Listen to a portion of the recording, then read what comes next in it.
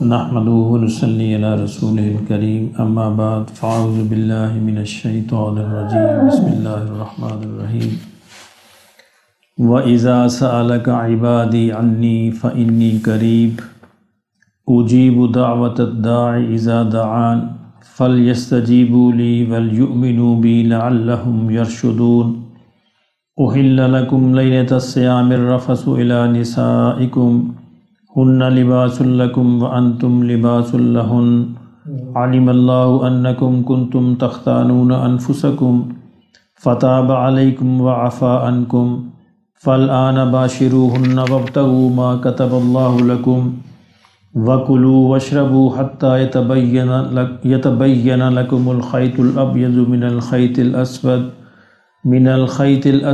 من الفجر ثم أتموا الصيام إلى الليل ولا تباشروهن وأنتم عاكفون في المساجد تلك حدود الله فلا تقربوها كذلك يبين الله آياته للناس لعلهم يتقون صدق اللہ العظیم۔ فرمایا کہ وَإِذَا سَأَلَكَ، اور جب آپ سے پوچھیں، سوال کریں، عبادی میرے بندے، عنی میرے بارے میں، فَإِنِّي قریب، تو آپ انہیں بتا دیجئے کہ میں قریب ہی ہوں، دور نہیں ہوں۔ اجیبو، قبول کرتا ہوں، سنتا ہوں، جواب دیتا ہوں، دعوت الداعی اذا دعان، پکارنے والے کی پکار کا جب وہ مجھے پکارے۔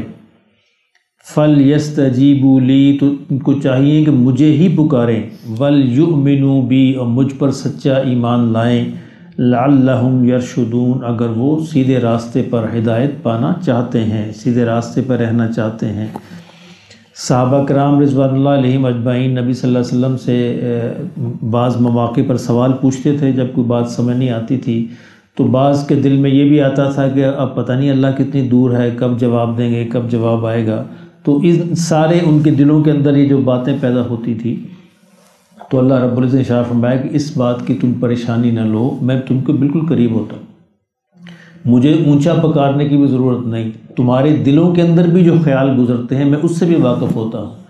اس لیے ایک اور مقام پر قرآن مجید میں ارشاد فرمایا گیا، کتنا قریب ہوں، وَنَحْنُ أَقْرَبُ إِلَيْهِ مِنْ حَبْلِ الْوَرِيدِ، میں ان کی شاہ رگ سے بھی زیادہ قریب ہوں۔ یعنی انسان اپنے آپ سے اتنا قریب نہیں ہوتا جتنا اللہ اس سے قریب ہوتا ہے، کیونکہ اللہ اس کی قائم رہنے کی وجہ ہے، ہماری زندگی، ہماری حیات، یہ ساری اللہ کے حکم سے ہی قائم ہے، اس لیے اللہ ہمارے اپنی نسبت بھی اللہ ہمارے زیادہ قریب ہے۔ اس لیے فرمایا گیا کہ آپ پریشان نہ ہوں، جب بھی وہ مجھے پکاریں، جہاں بھی پکاریں، جیسے بھی پکاریں، میں ان کی پکار کو سنتا ہوں، اس کے لیے انہیں کسی کی اور در پہ جانے کی ضرورت نہیں، براہ راست مجھے پکار سکتے ہیں، براہ راست مجھ سے بات کر سکتے ہیں۔ انبیاء علیہ السلام کا سب سے بڑی کنٹریبیوشن یہ ہوتی ہے عوام کے لیے، انسانوں کے لیے، کہ وہ انسانوں کو سکھاتے ہیں کہ اللہ سے براہ راست کیسے لینا ہے، یعنی اللہ کو، انسانوں کو براہ راست اللہ سے بات کرنا سکھاتے ہیں، اللہ سے ملانا سکھاتے ہیں، اللہ سے لینا سکھاتے ہیں۔ اس سے پہلے انسان بتوں کا اور دوسری چیزوں کا، دیوتاؤں کا، خداؤں کا، اس طرح کا محتاج ہوتا ہے، باقی سارے ازم جو ہیں، باقی ساری چیزیں جو یہ سکھاتی ہیں۔ تو انبیاء سب سے پہلے انسان پر یہی محنت کرتے ہیں کہ انسان اللہ سے براہ راست رابطہ رکھ سکتا ہے، اس کے لیے کوئی مشکل نہیں ہے، کوئی ضرورت نہیں، ہاں نبی کے بتائے ہوئے طریقے پر، شرط صرف یہ ہے کہ نبی جو طریقہ سکھاتے ہیں، نبی کے بتائے ہوئے طریقے پر، جو بھی وقت کا نبی ہو، اور اب چونکہ قیامت تک کے لیے نبی صلی اللہ علیہ وسلم کی نبوت ہی قائم ہے، اب انہی کے طریقے پر اللہ کو پکارا جائے گا۔ تو یہ اللہ نے بڑا واضح ارشاد فرمایا کہ ان کو بتا دیں۔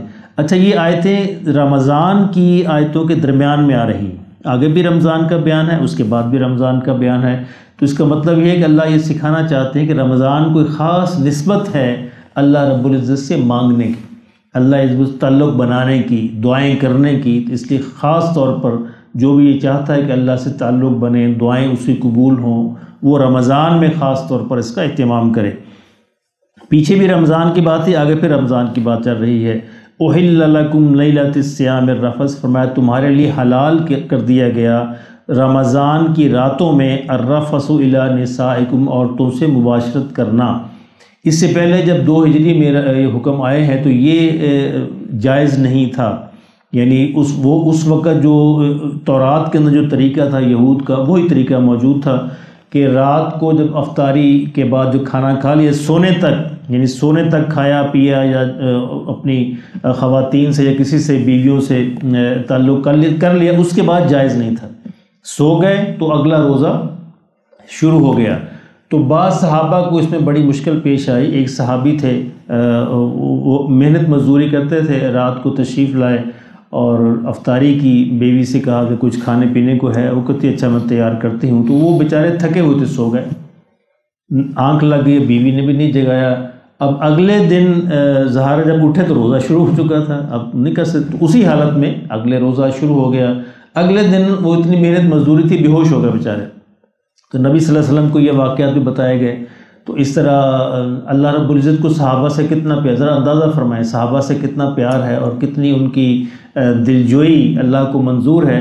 اس طرح بعض صحابہ سے یہ غلطی ہوئی کہ وہ اپنی بیویوں کے پاس چلے گئے جو کہ نہیں جانا چاہیے تھا، تو اللہ نے دونوں چیزیں حلال کر دی کہ اب جو ہے رمضان کی راتوں میں کھانا پینا بھی جائز ہے سحری تک، اور رمضان کی راتوں میں بیویوں سے مباشرت بھی جائز ہے۔ احل لکم، تمہارے لیے حلال کر دیا گیا۔ اس کا مطلب ہے کہ اس سے پہلے حلال نہیں تھا، اس سے انڈرسٹوڈ ہے یہ بات کہ اس سے پہلے حلال نہیں تھا۔ اب تمہارے لیے اللہ نے فرمایا کہ میں نے آسانی فرما دی، اب تمہارے لیے یہ نیا حکم ہے کہ حلال ہے رمضان کی راتوں میں کھانا پینا بھی اور بیویوں کے پاس جانا بھی۔ ہن لباس لکم، آگے پھر بیویوں کے سٹیٹس کی وضاحت بھی کر دی کہ وہ کیا ہیں۔ ہن لباس لکم، وہ تمہارا لباس ہیں، وانتم لباس لہن، اور تم ان کا لباس ہو۔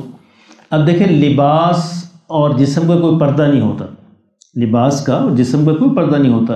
تو لباس 3 کام انجام دیتا ہے۔ پہلا کام کیا انجام دیتا ہے؟ لباس جسم کو چھپاتا ہے، ستر پوشی کرتا ہے۔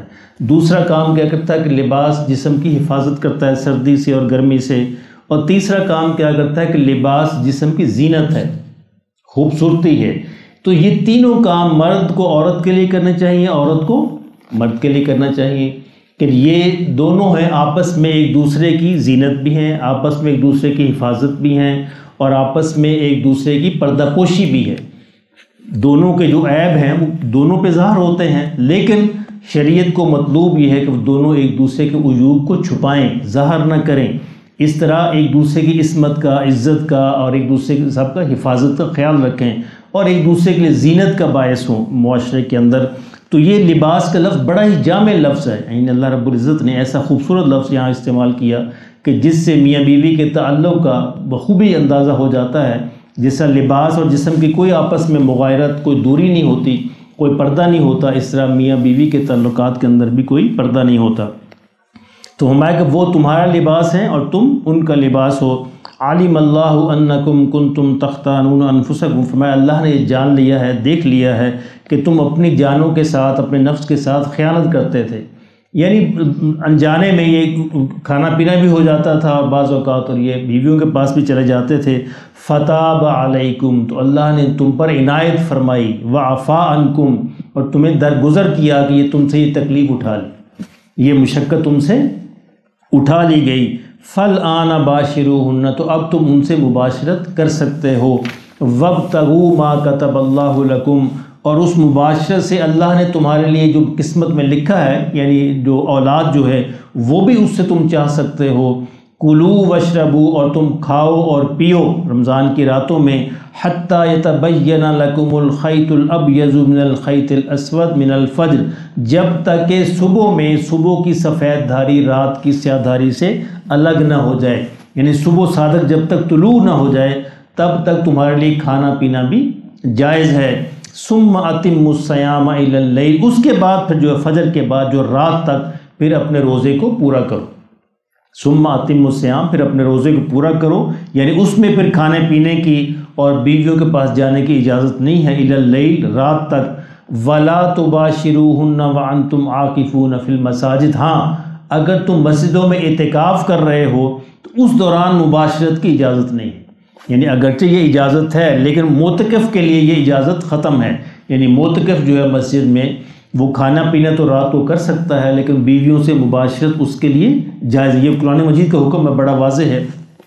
تلک حدود اللہ، فرمائیے اللہ کی حدود ہے، یہ اللہ نے اپنا ضابطہ طے کر دیا ہے، اللہ کا حکم ہے فلا تقربوها، اس کے قریب بھی نہ جاؤ۔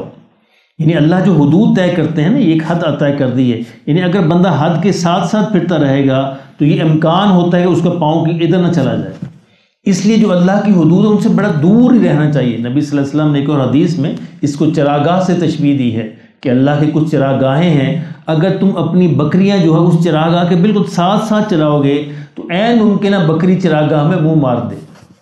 تو اس لیے یہ ضروری ہوتا ہے گناہ کی طرف جانے کے جو راستے ہیں ان راستوں سے بھی دور رہنا چاہیے۔ یعنی بندہ یہ کہتا ہے میں تو گناہ نہیں کرتا، قریب قریب نہیں، قریب قریب بھی نہیں جانا چاہیے، کیونکہ اس سے یہ امکان ہوتا ہے کہ بندہ کسی اس وادی میں گر نہ پڑے، اس کا پاؤں نہ پھسل جائے اور اس گناہ کے اندر مبتلا نہ ہو جائے۔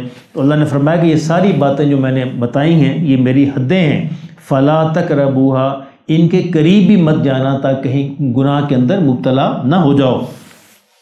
کذالک یبین اللہ آیاتہ للناس، فرمایا کہ اسی طرح اللہ اپنی باتوں کی وضاحت کرتا ہے اپنے بندوں کے لیے، انسانوں کے لیے، لعلہم یتقون، تاکہ وہ اللہ سے ڈرنے والے، بچنے والے اور پرہیزگار بن جائیں۔